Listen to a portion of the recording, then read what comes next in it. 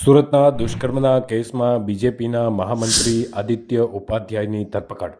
Ward number 8ના ભાજપના મહામંત્રી આદિત્ય અને તેના મિત્ર ગૌરવસિંઘની ધરપકડ કરવામાં આવી.